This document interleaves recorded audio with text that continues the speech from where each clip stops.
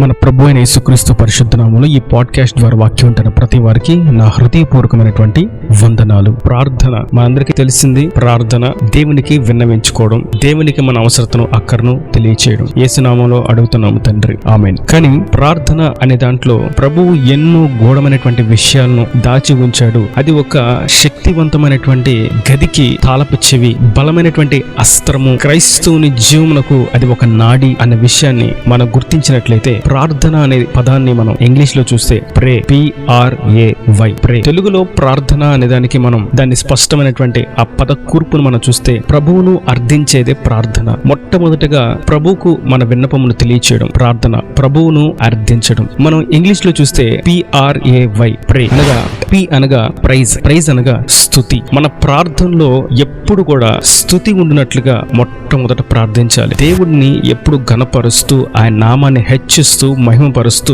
ఘనపరుస్తూ ఉండేటువంటి స్తుతి మొట్టమొదట ప్రారంభించాలి. ఇది ప్రార్థనలో మొట్టమొదటి మెట్టు, స్తుతి. రెండోది రెపెంట్ అనగా పశ్చాత్తాపం, సరి చేసుకోవడం, దేవునితో సమాధాన పడడం, పాపమును ఒప్పుకోవడం. రెపెంట్ అనగా దేవుని ఎదుట ఆయాసకరంగా ఉన్నటువంటి మన ప్రతి క్రియను ఒప్పుకొని విడిచిపెట్టడమే రెపెంట్. మనం ఆయనతో సమాధాన పడాలి. ప్రతి పాపమును, ప్రతి అవిధేయతను మొట్టమొదట ఒప్పుకోవాలి. మనం మన పాపములను ఒప్పుకుంటే ఆయన మన పాపములను క్షమిస్తాడు. క్షమాపణ లేకుండా మనం మూడో మెట్టు ఎక్కలేం. మొట్టమొదటి మెట్టు స్తుతితో ప్రారంభించాలి. రెండో మెట్టు పాపాన్ని ఒప్పుకొని పశ్చాత్తాపడి సరి చేసుకునే మెట్టు. ఇది ఎక్కిన తర్వాత మూడవది ఆస్క్ అనగా అడగడం. మూడవ మెట్టు అడగడం. అప్పుడు మనం కావలసిన వాటిని మనం అడిగితే ఆయన వాటిని అనుగ్రహిస్తాడు. అది ఏ కోణంలో అయినా, భౌతికంగాను ఆత్మీయంగాను మనం అడిగిన వాటిని ఆయన అనుగ్రహించి దేవుడు. నాలుగవదిగా వై అనగా ఈల్డ్ అనగా ఆయనకు అప్పగించడం, లేదా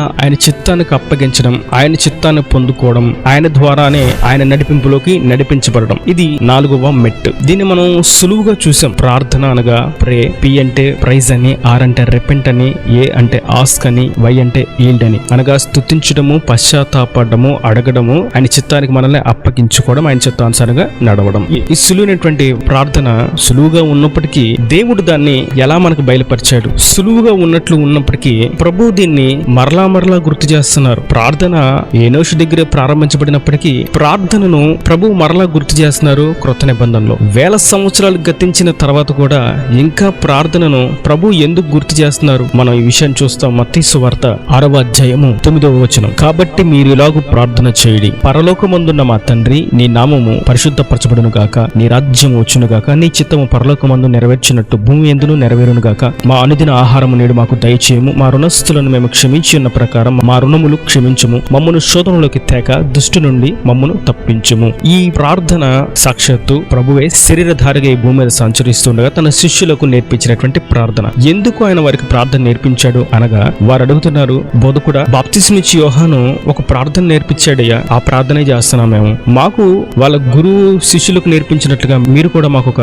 ప్రార్థన నేర్పించండి అని వారు యేసుక్రీస్తును అడుగుతున్నారు. అనగా ప్రార్థన చేయడం వారికి తెలియదా అంటే పూర్తిగా తెలియదనే చెప్పాలి. అందుకే ప్రభువు స్పష్టంగా సరైనటువంటి ప్రార్థన సరిగ్గా 4 మాటల్లో వారికి క్లుప్త వివరణ స్పష్టంగా అందిస్తున్నారు. గంటలు ప్రసంగం చేయాలన్నా, రోజుల తరబడి వాక్యాన్ని బోధించాలన్నా స్పష్టంగా, టూకీగా, వివరణాత్మకంగా, ఎదుటి వారికి అర్థవంతంగా ఉండే విధంగా వాక్యాన్ని బోధించడం ఎంతో ముఖ్యమైనటువంటి విషయం. ప్రభు రోజులు వాక్యం చెప్పిన సందర్భాలు ఉన్నాయి, గంటల తరబడి నిలబడి ఉపదేశం చేసినటువంటి సందర్భాలు ఉన్నాయి, మరియు క్లుప్తమైనటువంటి సందేశాలను అందించిన సందర్భాలు ఉన్నాయి. ఇది క్లుప్త సందేశం. ప్రభు కూడా ఈ క్లుప్త సందేశాల ద్వారా తన యొక్క ఉద్దేశాన్ని, ప్రణాళికను, వాక్యోపదేశాన్ని, వాక్య భావాన్ని స్పష్టంగా వివరించడానికి దేవుడి యొక్క క్లుప్త సందేశాల ద్వారా వాక్యాన్ని అందించడానికి ఈ సహాయాన్ని, ఈ పరిచయను ప్రభు పునాది వేశారు. ఈ క్లుప్త సందేశం ద్వారా ప్రభు చెప్పదలుచుకున్నటువంటి విషయం ఏదనగా 4 విషయాలను ఆయన వారికి బోధించాడు. ఈ ప్రార్థన అంతటిలో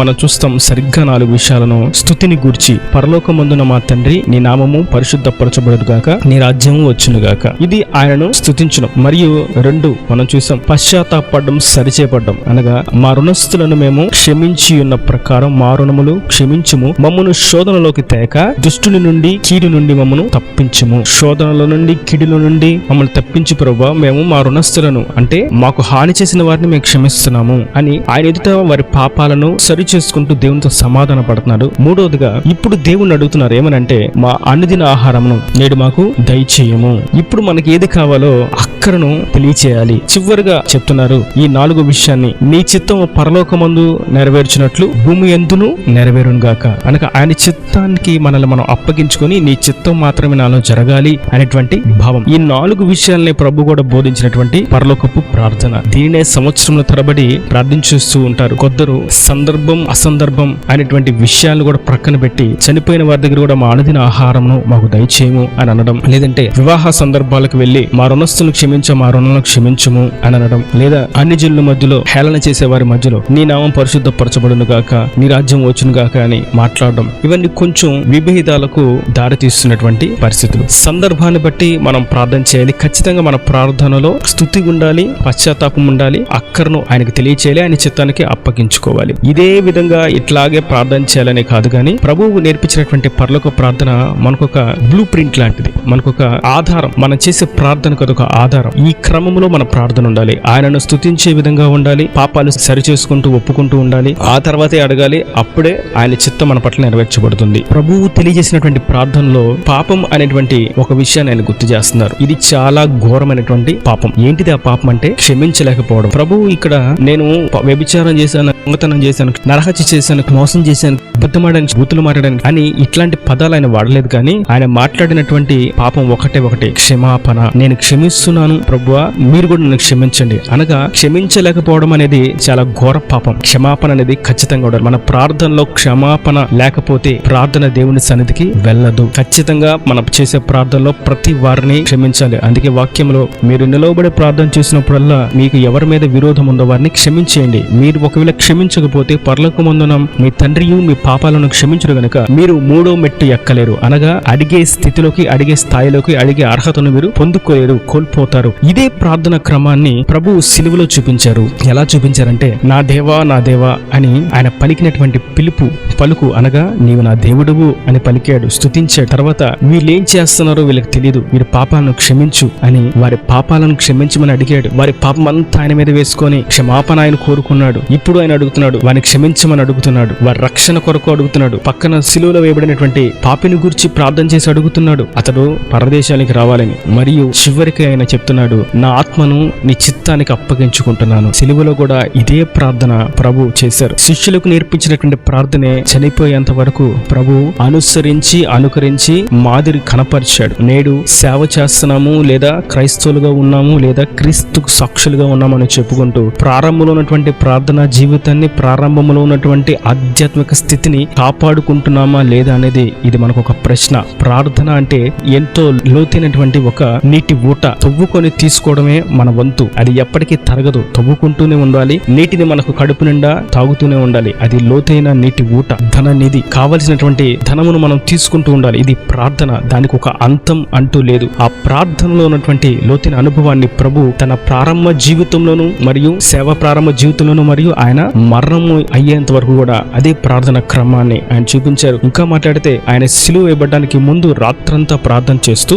ఆయన 3 సార్లు నీ చిత్తమైతే నా ఎదురు ఈ గిన్నెను తొలగించము ప్రభువా, ఆయనను నీ చిత్తమే నా పట్ల నెరవేర్చబడును గాక అని ప్రార్థించారు. ఈ విషయాన్ని మనం మత్తయి సువార్త 26వ అధ్యాయం 39వ వచనంలో చూస్తాం. కొంత దూరము వెళ్లి సాగిలపడి, నా తండ్రి సాధ్యమైతే ఈ గిన్నె నా యొద్ద నుండి తొలగిపోనిము, ఆయనను నా ఇష్ట ప్రకారము కాదు నీ చిత్త ప్రకారమే కానిమ్మని ప్రార్థించాను. ఆయన ప్రార్థన సిలువ మరణానికి వెళ్ళేటప్పుడు కూడా అదే ప్రార్థన చేశాడు. ఆయన ప్రార్థనలో మార్పు లేదు. నేడు మనం మన ప్రార్థనలో మార్పు ఉండకూడదు, స్థిరత్వం ఉండాలి. వేకువజామున ప్రార్థన, ఉదయ సాయంకాలపు ప్రార్థనలు ఎప్పుడు కూడా స్థిరంగా ఉండాలి. ఈ రోజు ఇబ్బంది వచ్చింది, కష్టం వచ్చింది, నష్టం వచ్చింది, ప్రార్థన చేయలేకపోతున్నాను, నేను దేవుని ఎదుట సరిగా లేనివాడిగా ఉన్నాను, నేను పాపం చేస్తాను కనుక నా ప్రార్థన దేవుడు ఆలకించడం, నేను ప్రార్థన చేయడం అనవసరం, వ్యర్థం అనుకొని ఆగిపోక క్షమించగలిగినటువంటి ప్రభు మన కొరకు శిలువలో మరణించారన్న విషయాన్ని గుర్తించి మన పాపంలోనూ ఒప్పుకొని సరిచేసుకొని ఆయనను స్తుతించి మన అక్కరను, మన అవసరతను మనం జయించలేనటువంటి స్థితిని బట్టి జీవితం ఆయన కోరుకునే ఎడల, ఆయన చిత్తానికి మనల్ని మనం అప్పగించుకునే ఎడల ఆయన మనల్ని హెచ్చిస్తాడు, మన ప్రార్థన అంగీకరిస్తాడు, మన స్తుతుల సింహాసనం ముందు ఆయన ఆశీనుడై ఉంటాడు, మన పాపాలను క్షమిస్తాడు, మనం అడిగిన వాటిని అనుగ్రహిస్తాడు, ఆయన చిత్తాన్ని మన పట్ల నెరవేరుస్తాడు, పరలోక రాజ్యానికి చేరుస్తాడు. ఈ దేవుని మాటలు ప్రతి వారి హృదయంలో నీరు కట్టి ఫలింపు చేయను గాక.